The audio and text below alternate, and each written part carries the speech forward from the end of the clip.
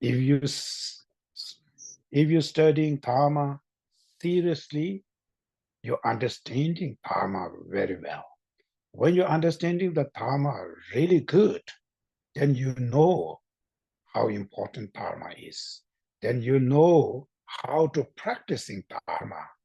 So right now, Dharma means Buddha's teaching, actually. So right now, as a Buddhist, some of you may Buddhist by culture and by birth because of your environment, your society's influence, just becoming Buddhist by culture.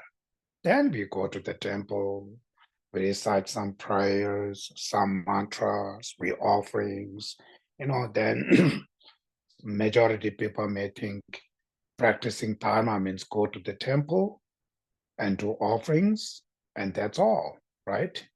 So if your understanding Dharma is like only that way, then your Dharma will benefit very limited, very small things. So what I mean is really need to study the Dharma well. Studying Dharma, what that really means. That doesn't mean uh, read the prayers, recite the mantra, how to recite the prayer. Not only that, studying Dharma means goal. You know, first you should understand, as the human beings, all of us wants to live happy, wants to achieve highest level of happiness, right? Every being has that desire, wish to achieve long-lasting happiness. And we all have fear about the sufferings. Nobody wants sufferings, right? Everybody has fear about one's own sufferings. So that's kind of desire is nature. We have that desire innately, naturally, to wish to achieve happiness. It's not influenced by culture, families, and so forth. Based on that desire, today, what is that happiness? We want the happiness, but what is that happiness? Happiness has many different levels. For temporary happiness, right? For the long-term happiness, very many. And every religions are talking about that happiness. Even non-religious, in modern educations, we're all talking about happiness, right?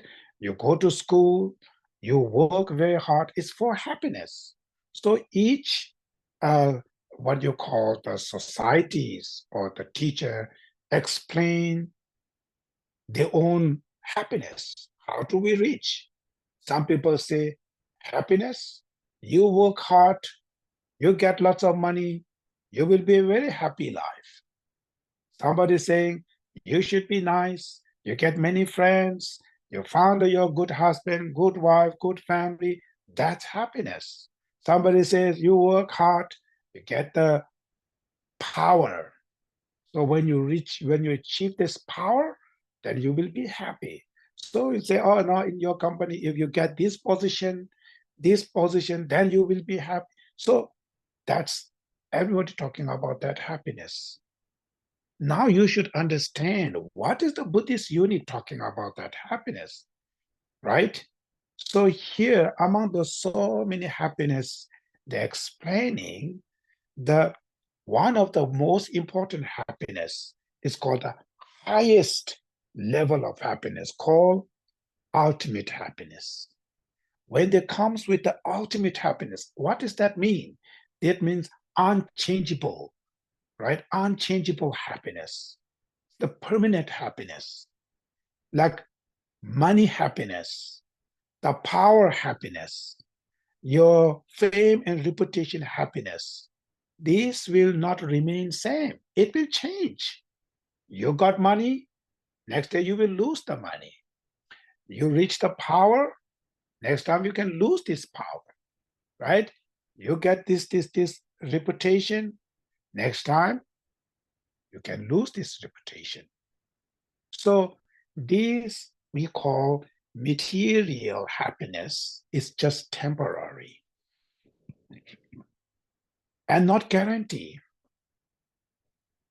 And just having those material doesn't mean it will lead you truly happy life.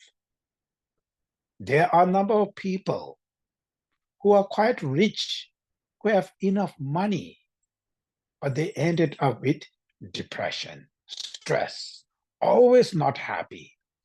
There are other people who are superstar, famous, celebrity, but ended up commit suicide. They killed themselves. You know that, right? Today in our news, you can see this. We are not talking about past.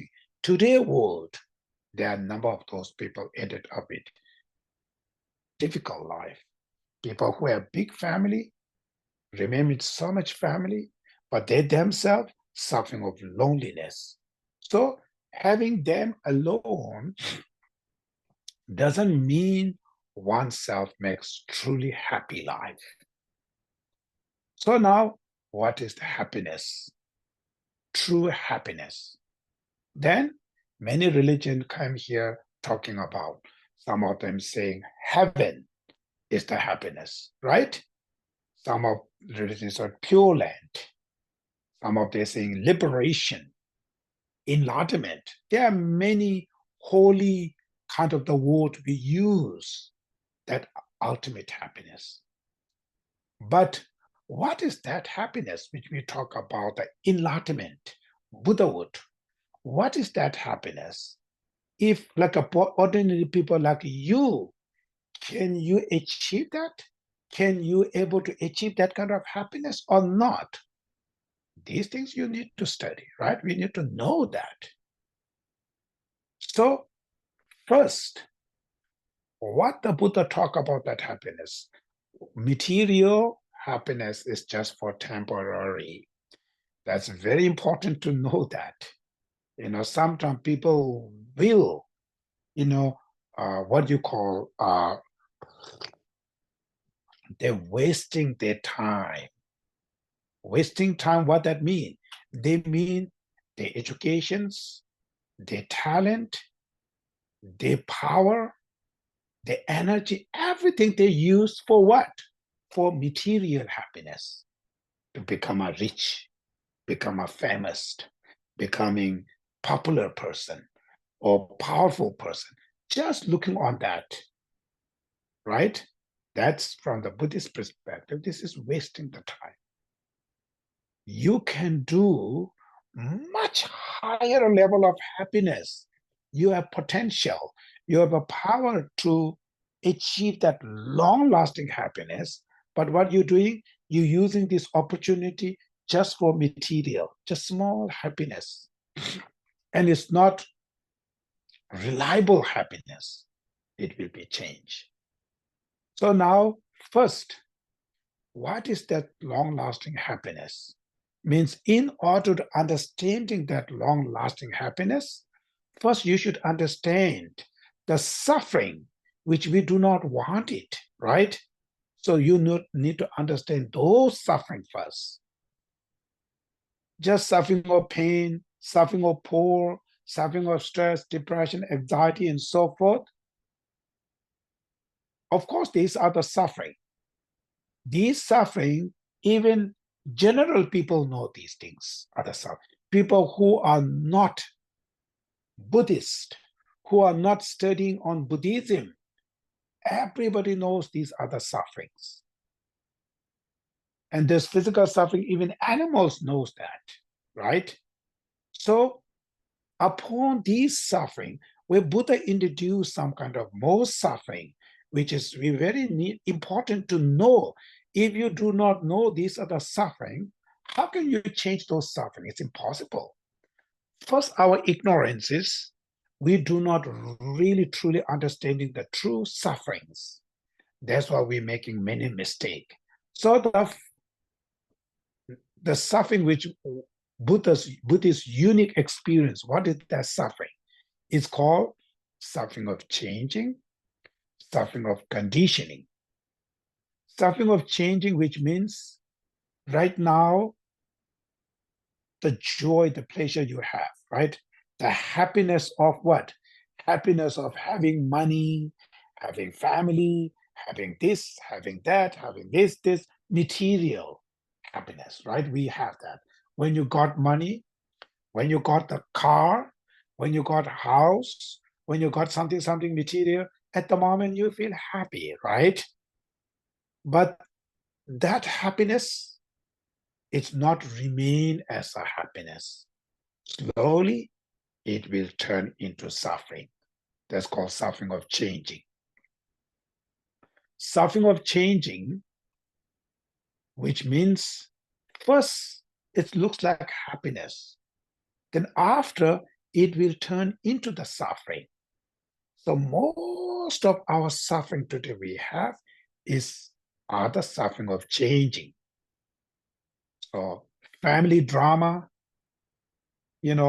or inside the what you call fighting, making reputation, all kind of these things. First, you create these friends, families, all this. You put it for your happiness. Eventually, because of them, now you feel stressed, you feel angry, you feel jealous. It can create you worry, fear, all these pains, right? First, not having job, you work very hard to have job then. When you got the job, because of job, you will be stressed, right?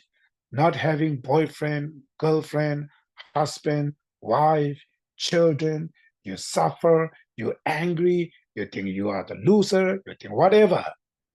Then finally you got it.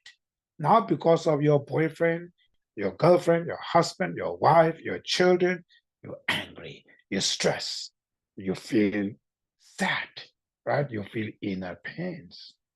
But these are not remain that way. The happiness which is not remain, it will change, flit it up very easily. So that's called stuffing of changing. If you know already these things, then it helps next time.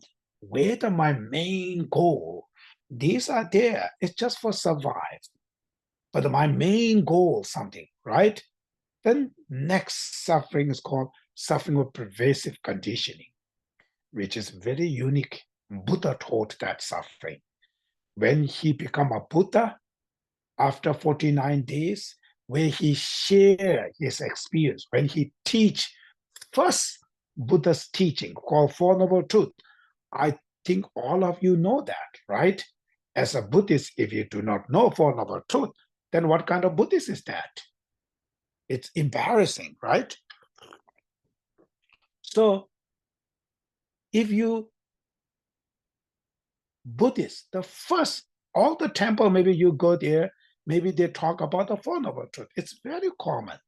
Theravada tradition, Mahayana tradition, all the Buddhists talking that same. Among the Four Noble Truths, they first talk about the sufferings, the truth of suffering. We need to educate ourselves. We need to really understand that suffering. So among the truth of suffering, there's a unique suffering where Buddha introduced called suffering of conditioning. What is that suffering? That suffering is the body you have right now, right? It's talk about 5 skandha in Sanskrit. 5 skandha means 5 aggregates, which are your body, your feeling, right? Your discrimination, the mind, what is right, what is wrong, your view, that's discrimination.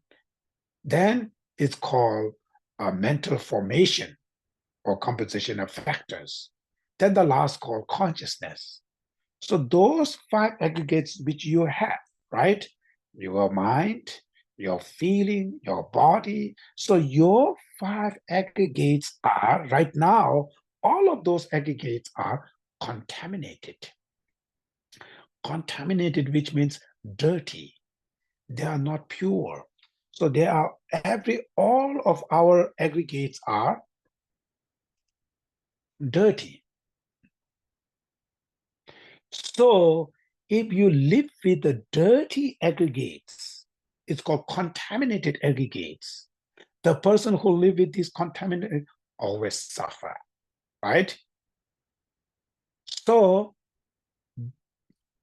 person who constantly, remain with the contaminated aggregates, constantly circling in contaminated aggregate, that's called circling in samsara, right? Buddhist word we call samsara, suffering of cycle existence. Samsara means you are circling in this kind of contaminated aggregates constantly. Materialistic, even you become a president, prime minister, even you become a owner of your company, even you become superstar, one of the famous, but doesn't matter. Your aggregates are still contaminated, dirty. Dirty aggregates, physically, you can experience suffering of illness.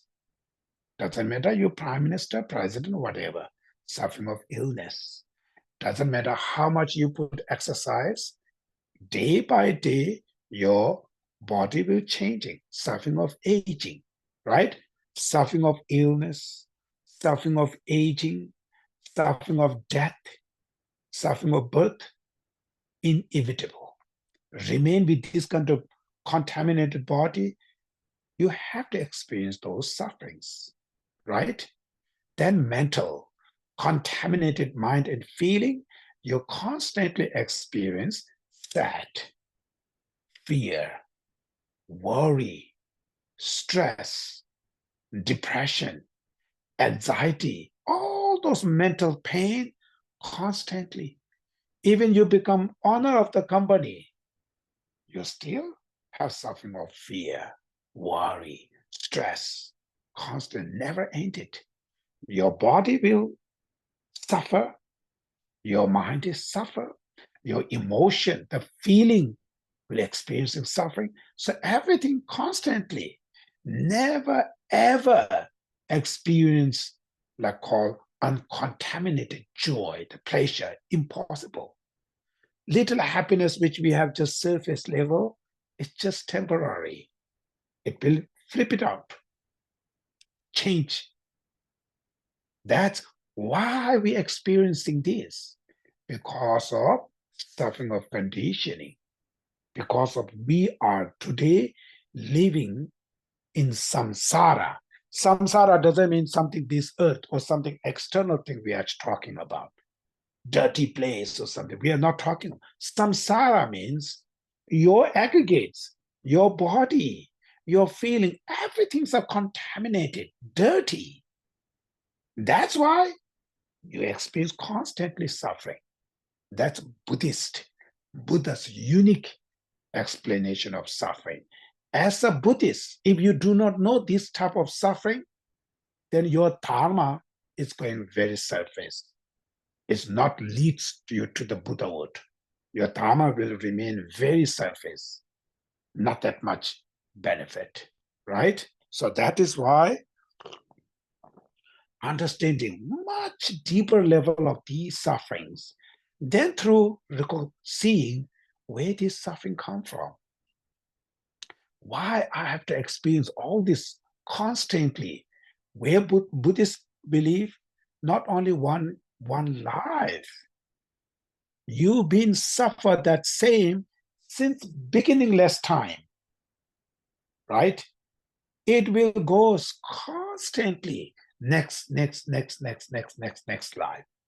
The suffering which we're talking about, not just only one life talking about.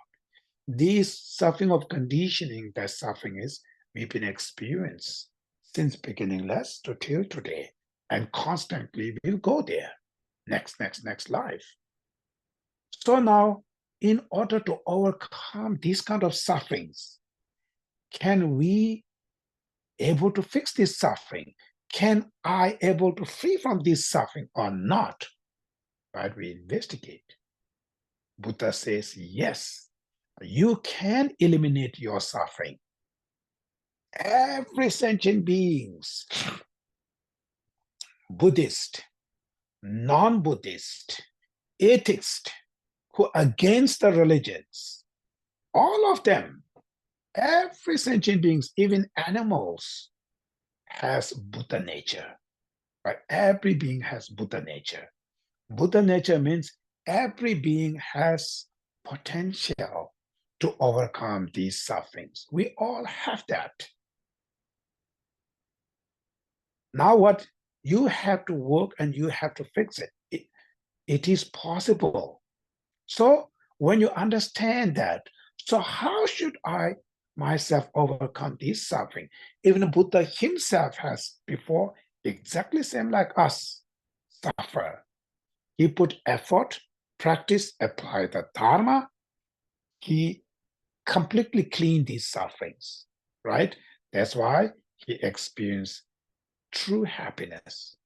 So as a student of Buddha, as called Buddhist, can we? Yes, you can, right? So how should we do this? How should?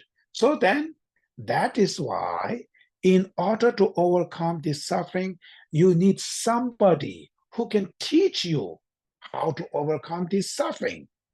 If you do not know this thing, how can you change it? It's impossible, right? So in order to overcome that, you need a reliable teacher. That's why we rely on Buddha. We take refuge as a Buddhist. We take refuge in the Buddha. What that mean?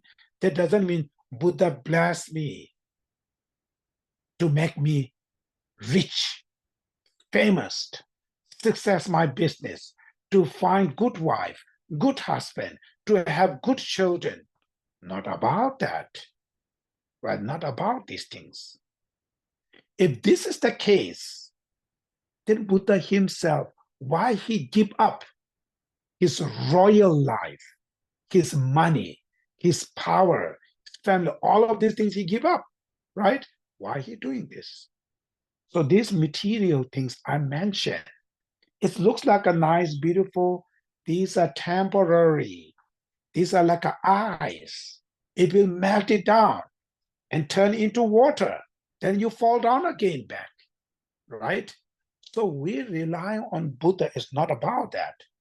We want to overcome that suffering of conditioning, this very deep level of sufferings. In order to overcome that, we need to study. We need to know how to stop that. That's why we take refuge to the Buddha. Refuge means you rely on them.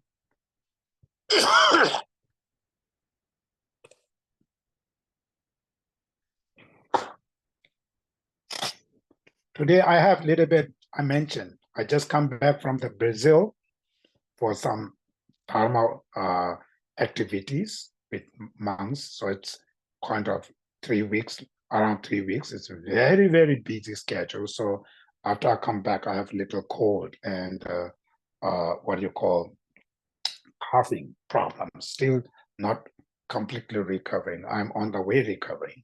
So during my talk, I often maybe, using these tissue papers. So I just first, take permission from you guys. So then now rely on a Buddha as a teacher. That's how you should think, not just only blessing. Of course, blessing is there. More important thing is rely on him as a teacher to learn something others, they're not talking about these things. Something unique knowledge Buddha has. There's something unique information.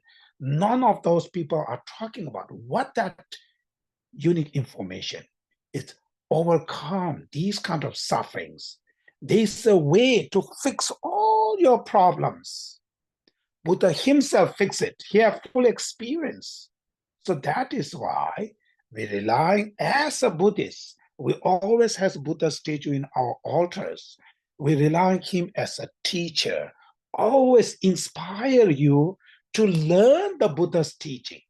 Buddha Dharma. That's called take refuge to the Buddha. It's not about just I offer you flower or something. Can you make me very rich? What is this nonsense things, right? Buddha's talking about all of these are part of samsara, right? Now you are asking him, make me rich, make me more suffering now, looks like, right? So that is why, as a Buddhist, we need to know even taking refuge means what does that mean, right? So relying on a Buddha as a teacher to teach me. So now, right now, of course, we cannot see the Buddha right now, but the good thing is Buddha's teachings are available here. His all message are in the text. It's available in variety language. So we need to study those holy texts. It's not just put it on the altar like, oh, this is very sacred, holy, right? These are our textbook. Study. So according to your mind, sometimes it's a struggle, not understanding perfectly, maybe misunderstanding. Number of those texts we do not know. That is why we go to the temple to learn these things from the masters, right? The purpose of going to the temple is to learn the Dharma. Our temple is what? These are Dharma Institute, like a Dharma Institute, right? Worshipping, these are very good. It's good, accumulate merits, right? Very good. But not only that, you should use more. So to learn these sutras, how to get rid of my problem, because finally, goal is your suffering, you need to fix it, not by somebody else, right? Buddha says, enlightened beings, Buddhas cannot wash your bad karmas. They cannot take your suffering by their hands. They cannot transform their realization, their inner quality to us. What they can do, they can teach you the Dharma, the true realities. And as a student, we study, we practice, then you shall liberate from your suffering. That's the Buddhist way of practice. So that is why when you're understanding this, then rely on Buddha how to overcome these sufferings. Then first he taught Four Noble Truths, right? Recognize all the suffering which you have, not only suffering of aging, sickness, these are of course the suffering. Go deeper, suffering of conditioning, right? As the sufferings. Recognize that. Then second, in order to overcome that, how can we fix it? Then Buddha taught second noble truth, right? The truth of origin of suffering. All this suffering you have right now is not created by somebody else from there outside. It's created by your mental affliction, destructive emotions you have, right? And your karmas. So your negative karmas, your negative emotion, afflictions are the causes. Second noble truth. Then third and fourth, first forget it there. Go first two truths, right? Now these two, then you're learning. That means if you do not want this suffering, the suffering which we're talking about right now, you need to cut these causes first. If you don't stop that causes of the suffering, suffering itself never change. If causes are there, result always comes. It's called law of causality, right? Law of karma, causality. If causes is there, result always be there. So that is why, in order to overcome these destructive emotions, this suffering which we are talking about, if you really want to free from them, this suffering creates by my destructive emotions, my afflictions, attachment, anger, ignorance, jealousy, arrogance. There are so many. If you go much detail, deeper level, Buddha taught 84,000 afflictions which we have. In order to overcome 84,000 affliction, Buddha taught 84,000 dharma, right? Which we're talking about, all the Buddhists talking about. 84,000 dharma is mainly for the sake of antidote to 84,000 afflictions, which we have. These are the fundamental causes, right? So, in order to overcome these afflictions, first you should understanding all the suffering I have circling in samsara, it's by my afflictions, my destructive emotions, my mental destructive emotion constantly accumulating contaminated karmas, constantly.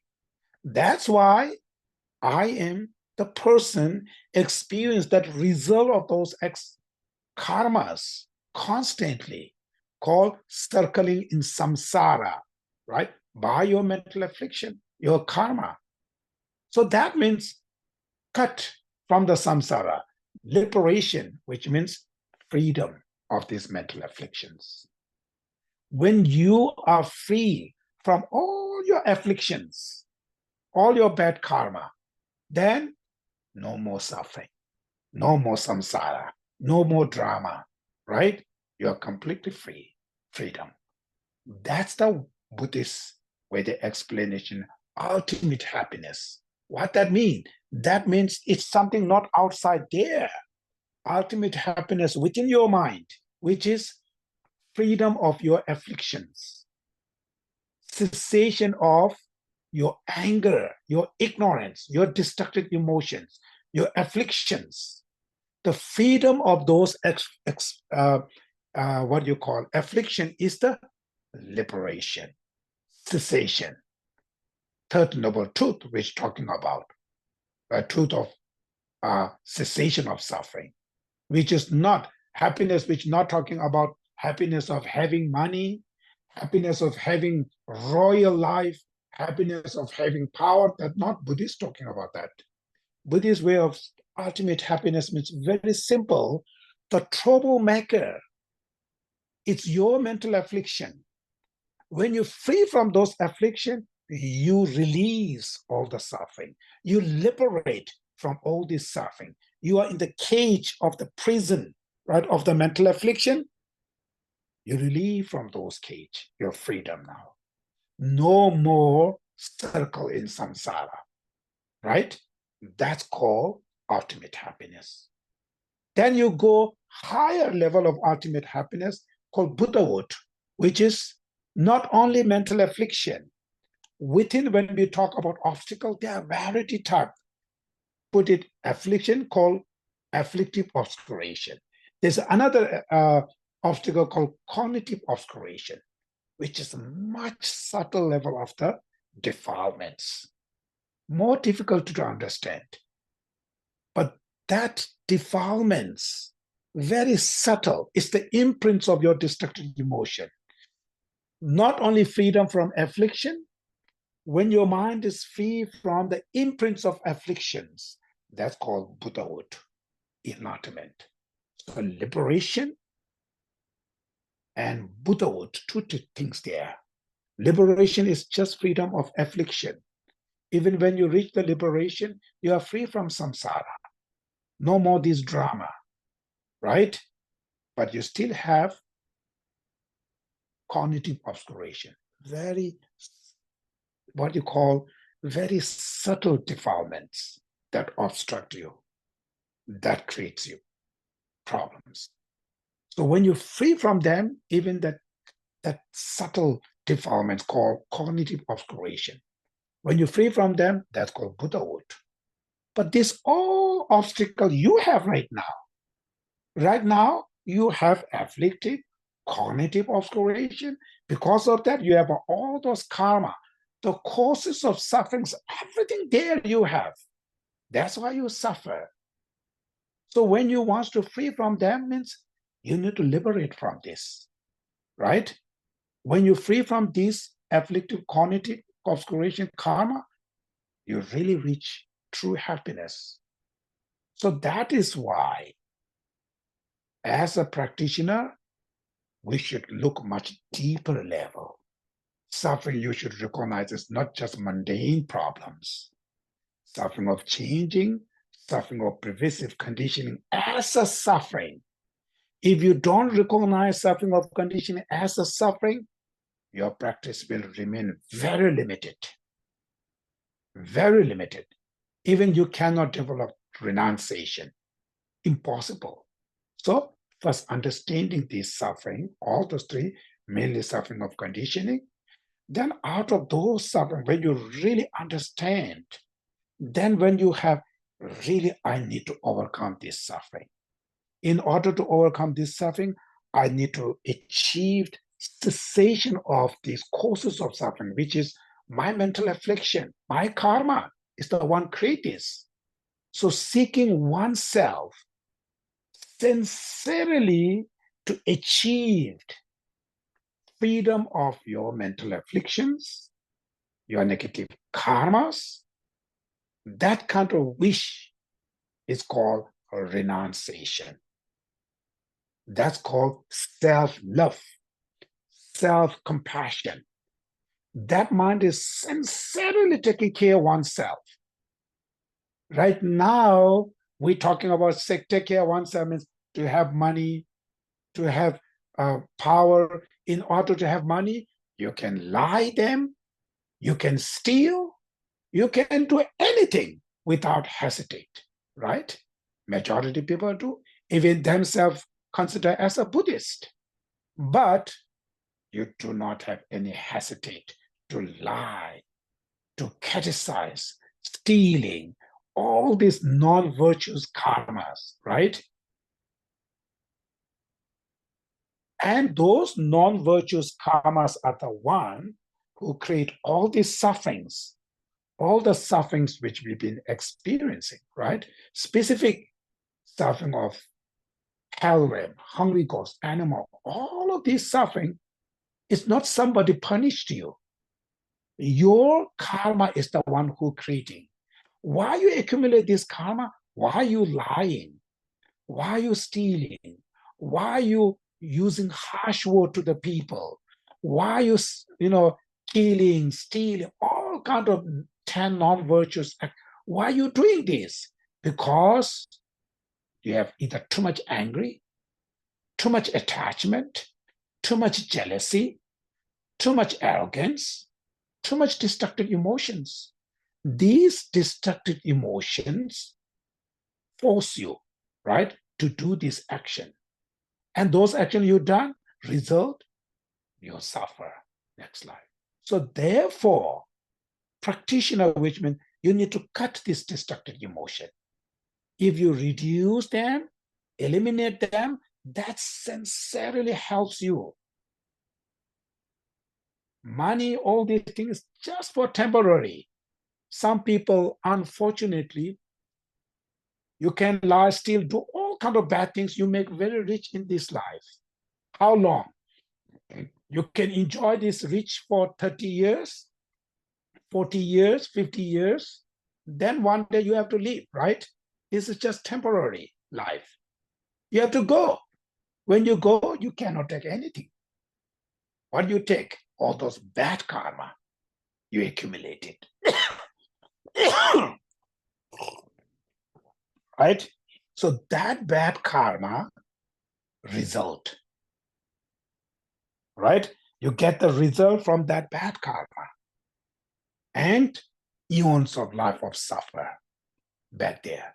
So those mistakes because of those destructive emotions.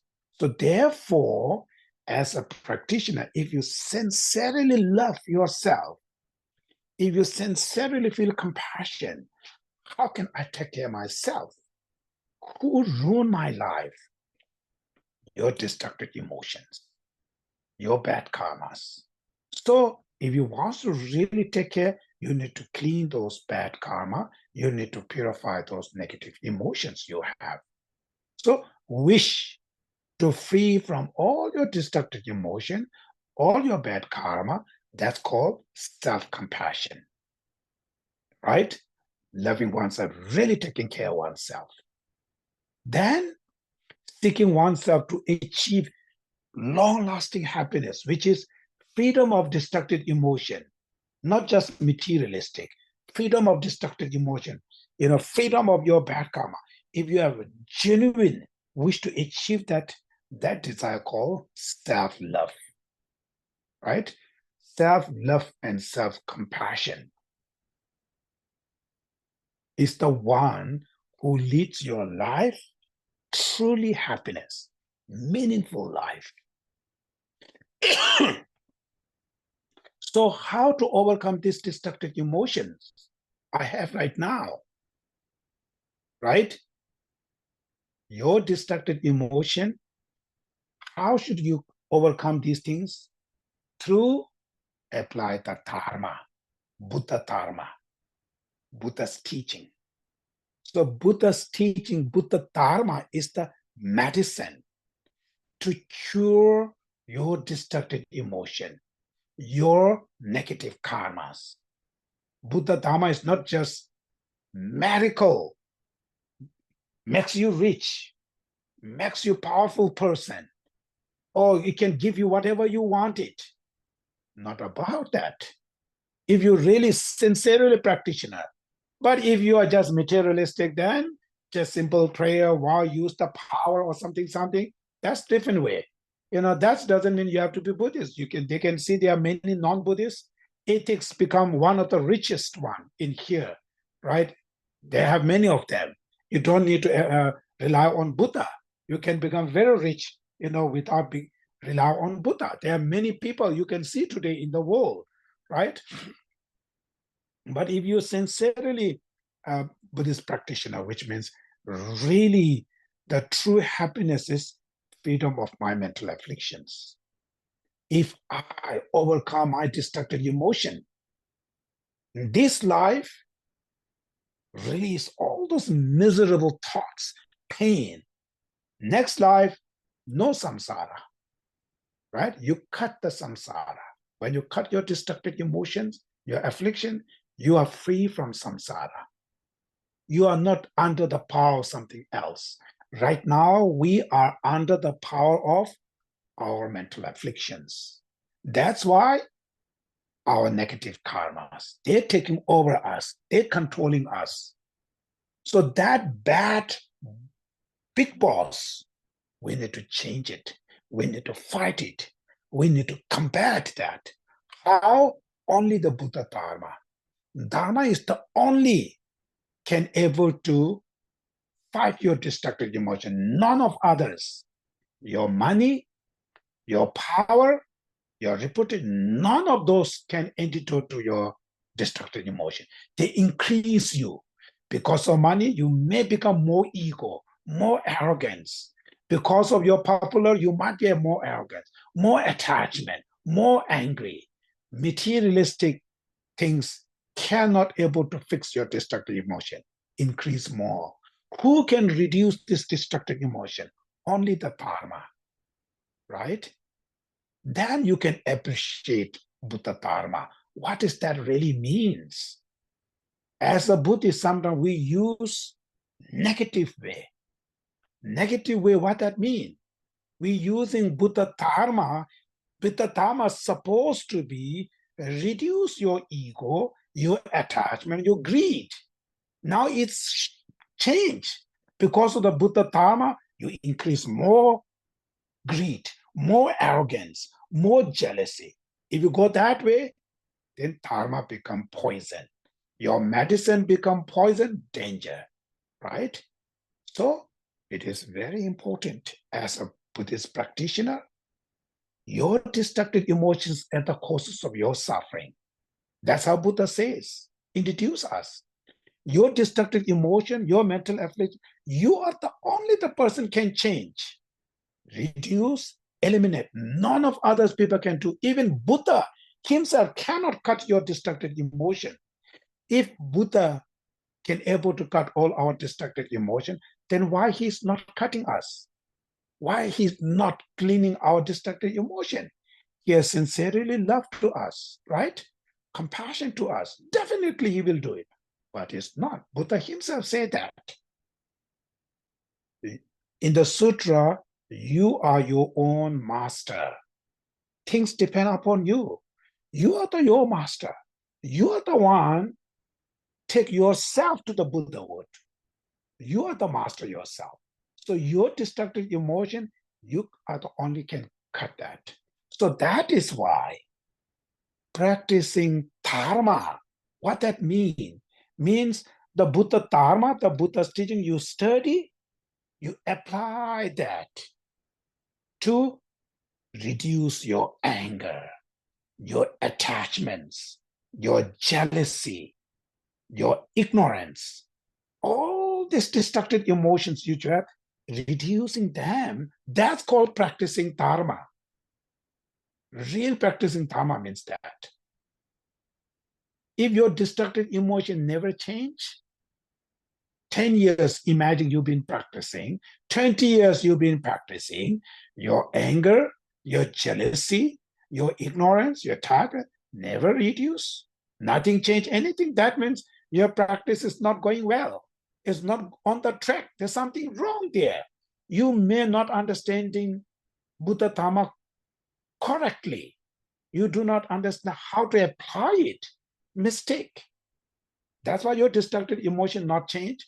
Your destructive emotion, when they not change, your karma, your action not change. You're always same.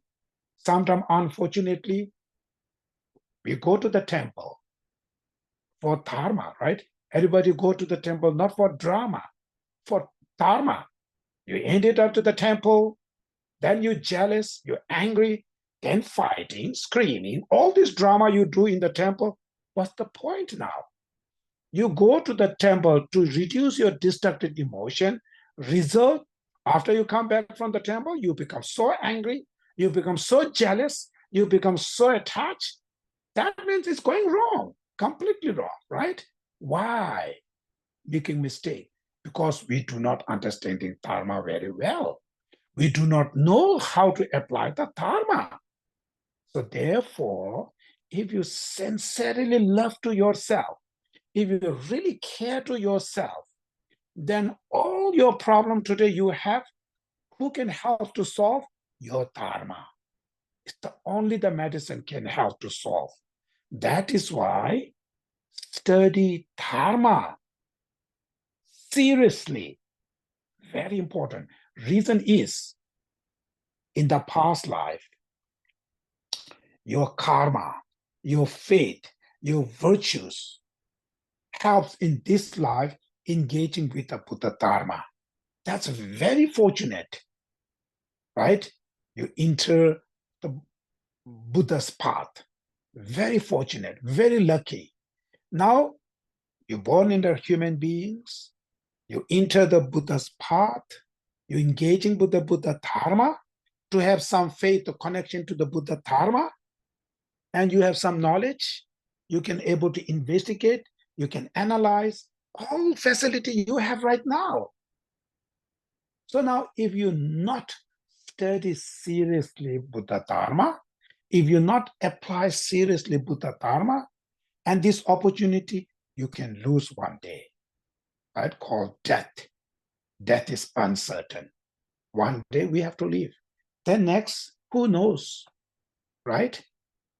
Therefore, this opportunity time is called precious human life. You have very precious. So you use it and study the Dharma. What you learn, really apply it. That's called true love to oneself. Leads one's life better and better. Materialistic, material life, maybe not that much, very simple, right?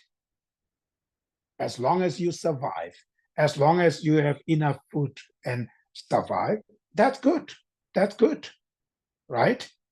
But if you put all your energy for the material, nothing concerned about your inner value, then you're losing these opportunities. That's why my, what you call, suggestion is studying sincerely this Buddha's teaching, Dharma. Studying Dharma doesn't mean just read some sutra, just simple, not about that. The meaning behind there, the structure, the Buddha gives some kind of very important message there. Mainly understandings your karma, your destructive emotions are the source of your sufferings. And in order to overcome this destructive emotion, you need the Buddha Dharma. It's the one can help you. In order to have that kind of conviction, you need to know what's meant by Buddha Dharma, right? Buddha's teaching. Buddha's teaching is not just simple prayer or mantra.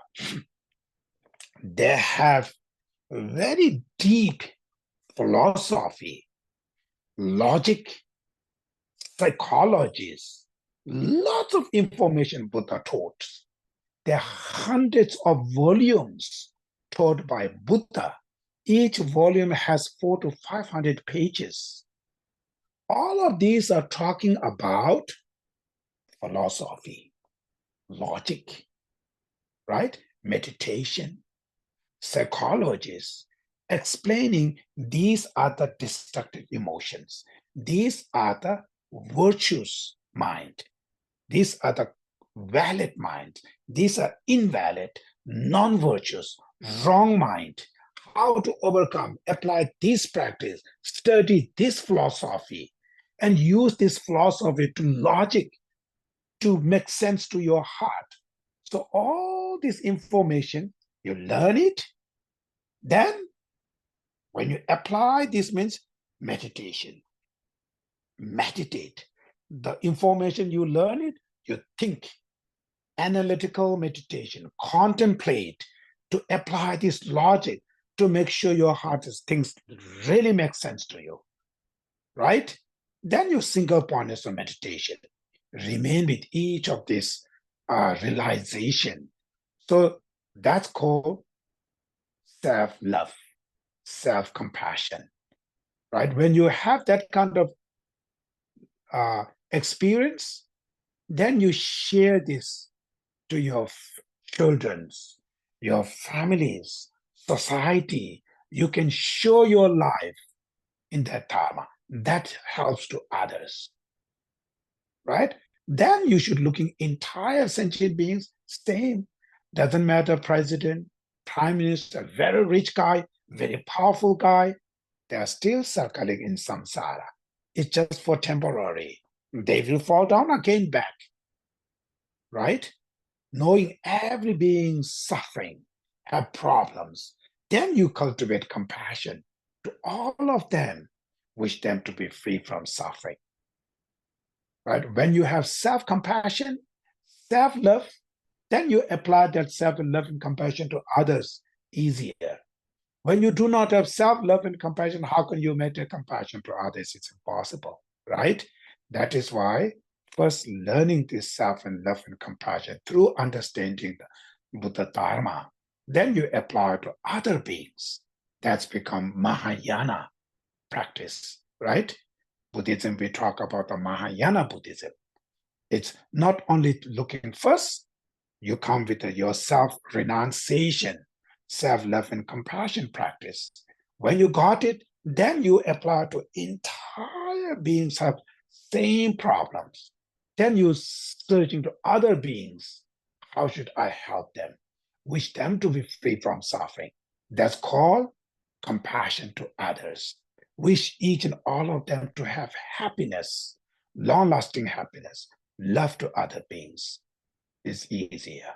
That's becoming Mahayana practice, right? Then bodhicitta, there are many other things. So all of these things are based on understanding the Buddha Dharma. Not understanding the Buddha Dharma, then it's your practice remains very limited. If you have not capable to investigate, to study, to contemplate, then your Dharma is simple. Prayer, offerings, right? The simple things, we do it. But if you do more than that, then you're using just only very surface level, it's unfortunate. You're wasting. You're capable to do so much thing, but you only do very little things. So little benefit, right? So you still constantly prayer, offering constant upon there, study Dharma deeperly. Then when you study, then you know what's meant by practice, what's the focus, how to practice everything. Finally, that will change your life. And not only benefit to this life, it can benefit to many of your life. Even in this life, through your feeling of renunciation to all this material, then even the people become so rich or they become so famous, is not causes you jealous. Nothing. You feel more compassion to them. They're still circling in samsara, right? Even the person suffer, of course you feel compassion. Even they become very successful, very arrogant, instead of angry, instead of jealous, you feel compassion because you have no attach to these materialistic things. So less attached give you less fear, less jealous, less angry, less what you call negative thoughts. So that only when you understanding those Dharma, Four Noble Truths, studying on these and apply, meditate, and that will change your life, much, much, much better. So that's today. I think I'm going to stop here now. Then any questions you have, and you can leave the section question answer.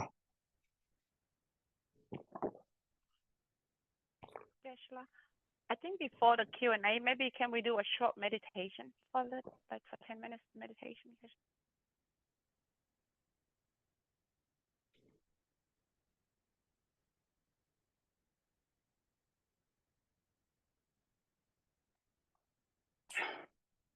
When we talk about the meditation, there are so many meditations. Buddhism is not just simple one. There are hundreds of variety types of the meditation there. So just simple meditation. I will going to do the mindfulness meditation, just only 5 minutes. And then as a first meditator, time is not important. The qualities are important. Focus on the qualities, right? The time you can stay 20, 30 minutes, but most of the time your mind is just jump here, there. It's nothing that much benefit. So it's simple mindfulness meditation. The basic meditation is just called, you just focused your mind on the present moment of your breath. And this meditation helps to discipline your mind, right? Buddhism is about the meditation. Everything is mental exercise to cleansing those negative minds. That's the Buddhism. So to clean those things, meditation is the only one can help, right? That's why the Buddhists very much emphasize on meditation, because of that. So, but I mentioned there are variety types of meditation for each different destructive emotion which we have. We need to clean them. So there is a different type of the meditation to antidote to each of this destruction. But the first basic is the simple. When physical first, maybe just give you first information a little bit. So our focus is to remain your mind on present moment of your breath. Remain the mind on the breath, which means when you inhale, you should be aware you are inhaling. When you exhale, you should be aware you are exhaling. So inhaling with the mindful, exhaling with the mindful. So breathing, we constantly breathe, right? Don't think about the past. Whatever past things going good, bad, whatever, it's now finished. It's gone. It's history. Future, nobody knows. It's mystery, right? Who knows comes. So nobody knows. Does not exist. Existence is the present. Present is the existence. So the present, you are breathing. So your mind's fully aware. It's called the mindful, means you are aware present moment of your breath. So when you're doing this meditation, your mind should be remain mindful, means aware, same time remain with the introspection, means what clarity, clear, which means very vivid, very active mind, not just lazy, sleepy mind, right? Your focus, stability, and clarity are the quality of your mind. So we'll do just only 5 minutes. So when we're doing this meditation, there's actually in the Buddhist, we talk about seven physical postures, right? 7 postures. So your shoulder remain even, equal. Your spine or backbone should be really straight. Your head, little bit bent forward, not too much, just little bent forward. Your eye, not open fully, don't close completely, little open, just seeing the light without seeing the objects. But during the meditation, sometimes it can automatically open, sometimes it close. That doesn't matter. First, when you meditate, then it's good if you touch your tongue, roof of your mouth, like behind the upper plates, no, sorry, upper teeth, just little touch there. It helps to reduce your salivas. And hand diaverity mudras, it doesn't matter. Generally, we use left and down and right and up, and we make a triangle called meditation posture or something. We keep that just below your belly or navel. And then leg, cross the leg. If somebody have knee issue, then you can sit on your chair. But the important part is you remain with a very comfortable, relaxed, right? So these are the posture. So when first I'm going to use this singing bowl, as soon as when you hear the sound of the singing bowl, you just focus on that sound. After sound completely disappear, just for a few seconds, not engage to any object. Don't think about any object. Your mind remain like a space, nothing to objects. Then slowly your mind should be aware your breath. When you inhale, you should be mindful. When you exhale, mindful. So that's what we're going to do just for a few, 5 minutes or few minutes. Okay, we'll start now, okay?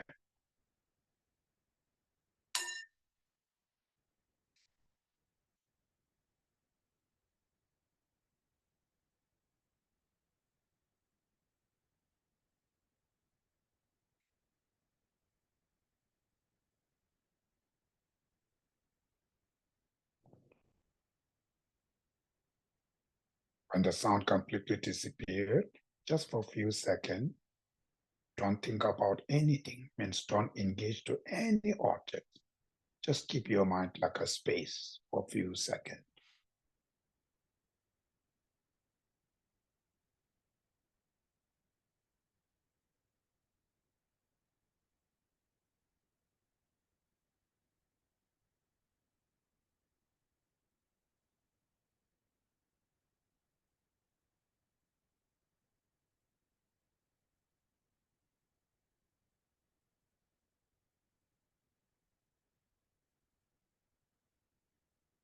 Now slowly focus on your breath. Or you keep your body relaxed. Your mind should be remain relaxed, but fully aware. When you inhale, think you are inhaling. Same when you exhale. Keep your mind on present moment of your breath.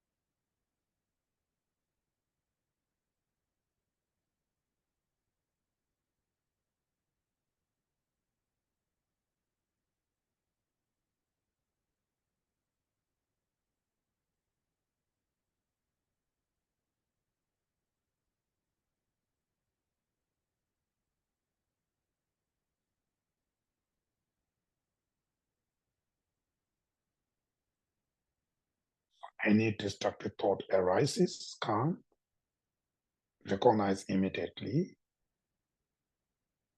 and don't follow with these thoughts. Just leave it there. Don't judge. And you should bring your mind on your breath. And our thoughts just automatically themselves disappear. Inhaling with a mindful, exhaling with a mindful.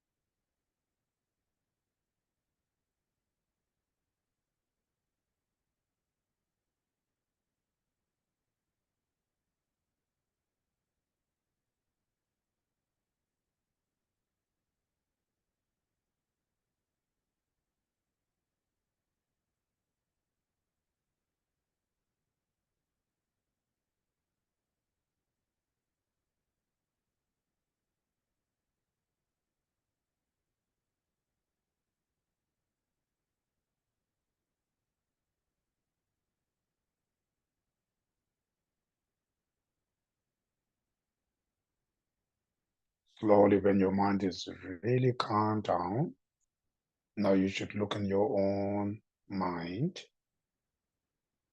and recognize if you have a depressions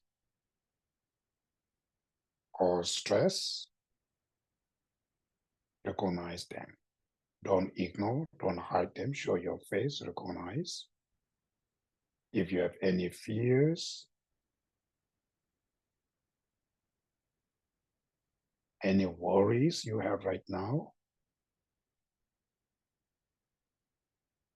anxiety,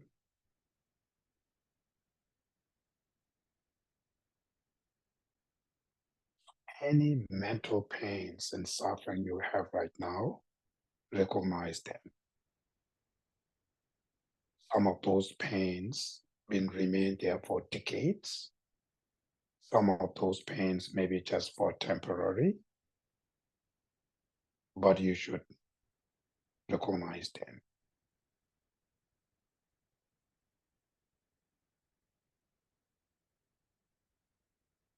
So those inner pains are not going to benefit to you, not helps you.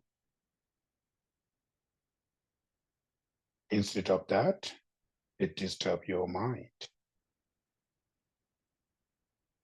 So recognize that, and all those pains you have above there, the emotion, if you have still angry, hatred to anybody, jealousy, arrogance, attachment, any destructive emotions you see right now, you have right now,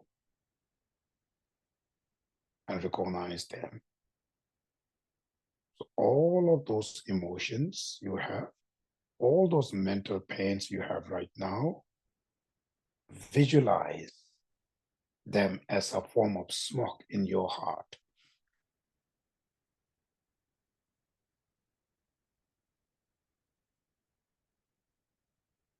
So then when you exhale, you should release those smokes with your breath.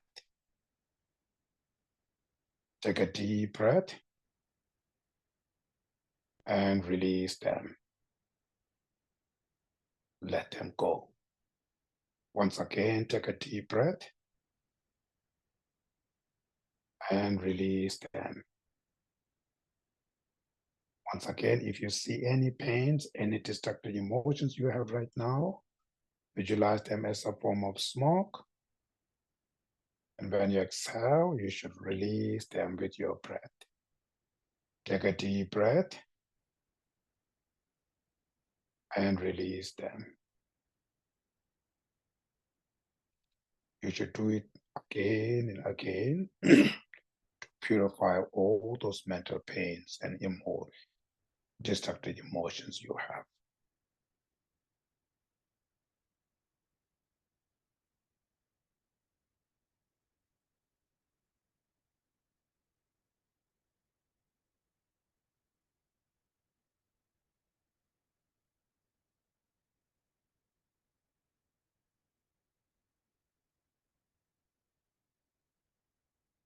Finally, it's completely purified. Now you can see your minds remain very pure, clean. Experience that joy, the calmness of your mind. Feel that joy.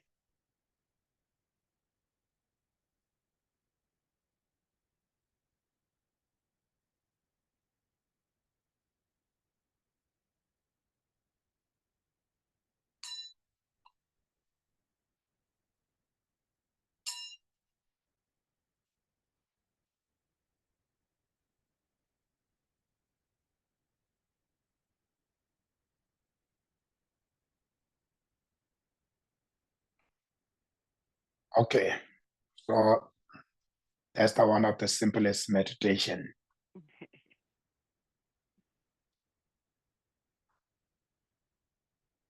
Thank you, Geshe-la. I think at this time we open for question. Anyone has any questions, so please go ahead.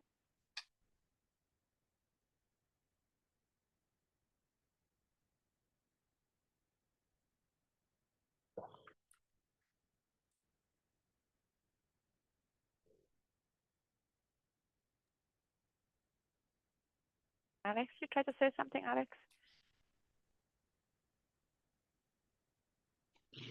Is there any readings or meditations specifically you would recommend for grief?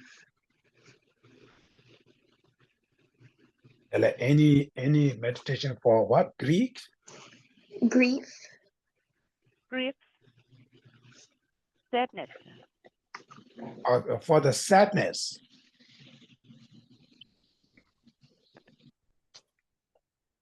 Of course, they have. Of course, they have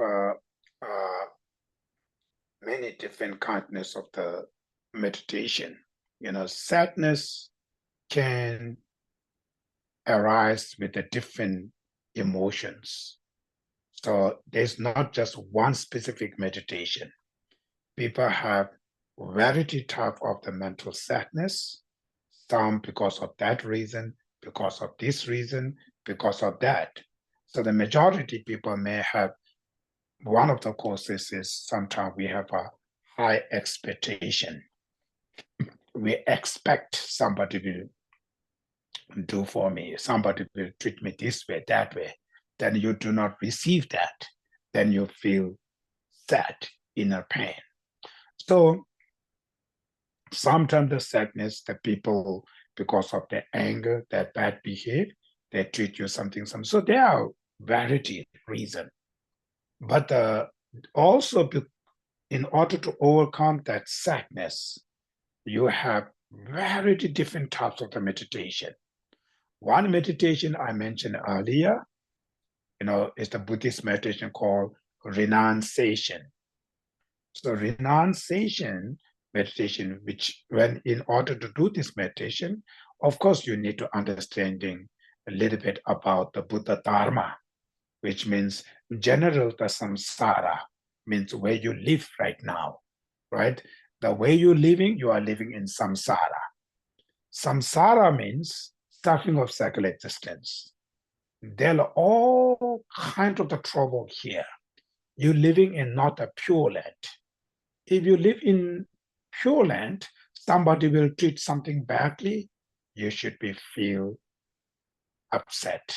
You should be feel something, what you call shock, because it's pure land, supposed to be everything goes very well, right? But you know this is the samsara. Means everybody has mental issues. Everybody has negative emotion. Everybody can do something negative way. So when you have already expectation, this is the land, this is the realms, which is samsara, it's contaminated. It's everything's a drama around here. That's the place I'm born. So when you already expect that, then somebody, when they've done something to you, it's not that much hurts you because you already expect people will do this way, people will do this that way. So you already expect it. When you have that kind of expectation on, this is samsara, then when reality, when the people hurts you, harms you, whatever they do, it's not that much effect, the pain. So it's the one way to do the practice to overcome the sadness. And there's another one. It's called the impermanence, meditation on impermanence. Every situations are impermanent. Even very bad situation you are right now, even you are very good situation, successful, doesn't matter. All of these situations are temporary. It's constantly changing. It will never, ever remain same thing. At the moment, it's unfortunate, but it's just for temporary. It will be changed. So when you knowing the things are impermanent, constantly will change, that will not give you too much pain. That will not create you hopeless feeling. That gives you inner strength. They always have hope. Something will change. So your mind is looking into the positive way. So knowing things impermanence can help you. So sometime, if the place you live right now, but the next day you are going to some other place, and that night it's quite noisy here, there, it's quite not good place. So when you know, oh, tomorrow I will leaving, it's just for today, it's not big deal. So when you look on that perspective, it's not that much bothers you. But if you say, oh, this is so bad, this is so bad. So if you think that way, it creates mentally more disturbs you. So knowing things are changing, it's not remain that way. Next day it will be changed. When you look on that perspective, that will all helps to overcome that pain inside you have. So there are variety, and if you're great practitioner, then we call the Mahayana Buddhism, compassion to others. So when whatever you are pain, there's a one meditation called Tonglen meditation, very popular in Mahayana Buddhists. Very popular. Tonglen means giving and taking, meditation on giving and taking. Give out of love, take out of compassion. Any pain, any unfortunate situation you have right now, you wish to all other sentient beings, first, wish them to free from suffering, all of their pains, all of their struggle, all of their sufferings, wish to ripen into oneself. I happily take all of this suffering, ripen into me, and these beings will release their sufferings. That's called take. All your virtues, merit, you're successful, you offer to other beings. Wish them to be happy. That's giving. So meditation on Tonglen is also powerful. So any verity meditation.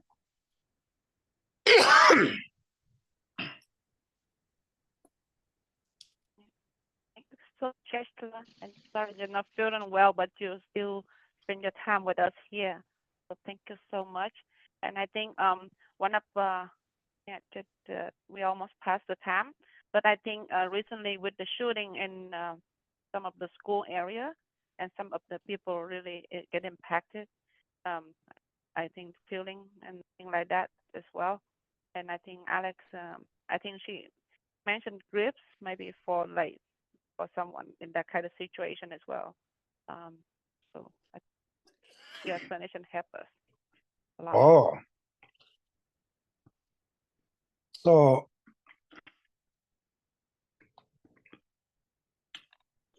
actually,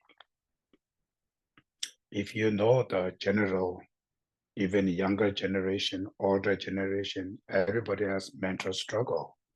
Everybody has sufferings. They have their own mental problems, suffering. Number of them do not have to share those problems. Number of them, even they wants to fix it, but they do not know how to do these things. And their lack of instruction, lack of confidence, lack of helpers, and mind so much disturbed, then ended up with this pain. So when you look it to the not the person, even the shooters, whoever the prepper, if you sincerely feel compassion to all of them, struggle, the pain, that will release your fear about this. So when you feel so much angry to those people, that makes you more fear, more worries. So either you fear, either you feel compassion to them. For the other side, doesn't matter. It's not going to be affect anything. For you, huge differences. So that is how to thinking entire beings, all of the students, all the peoples, everybody wants to live happy in peace. Nobody wants suffering. So I wish each and all of them free from the issues, the pains and suffering. If you feel more compassion to all of them, that result, your fear will definitely change. If you hold anger, hatred, and that moment gives you some emotion kind of power, but the deeper level, it creates you so much fear. So if you sincerely feel compassion, it's hard first. When you feel compassion to all of them, then the fear inside you have will definitely change, will reduce.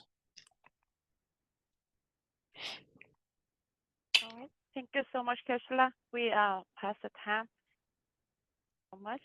Um, and it's, we really appreciate, even though you are not well and still try to be here with us and give us a valuable lessons on the base.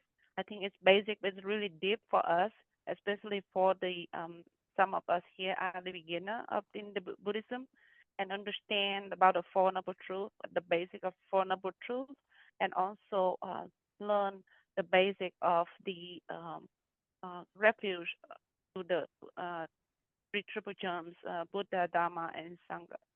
You haven't mentioned much Sangha, but more about the Buddha is our teacher that to teach for us as a student to learn the Dharma and to help us in our daily life, and not only daily life now, but in the future lives, and for us for self-compassion, not only this life and many many lives after that later on as well. So thank you so much, Gesla.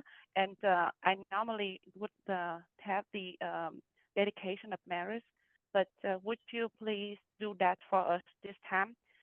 Because I think the dedication of marriage, I think not only for us here, but also many areas in Southeast Asia, like currently have the flood and typhoon and on those. Would you please lead that dedication? Gesla. You don't have the dedication prayer here. You usually have one, right? I do have, but would you like me to do that, or you gonna? Yeah, go Uh, go that. Yeah, go that way. okay, okay, so I do that. Okay,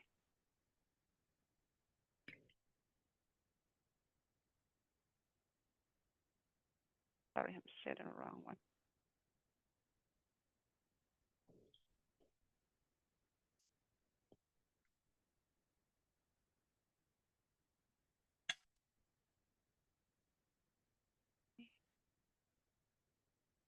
Okay, so everyone, would you please join your palm together as with me as well, and we can get with the dedication of Maris. Okay. Um, May every living being, our minds as one and radiant with light, share the fruits of peace with hearts of goodness, luminous and bright. If people hear and see how hands and hearts can find in giving unity, may their minds awake to great compassion, wisdom, and to joy. May kindness fiery war. May all who sorrow leave their grief and pain. May this boundless light dispel the darkness of our endless night. Because our hearts are one, this world of pain turns into paradise. May all become compassionate and wise. May all become compassionate and wise.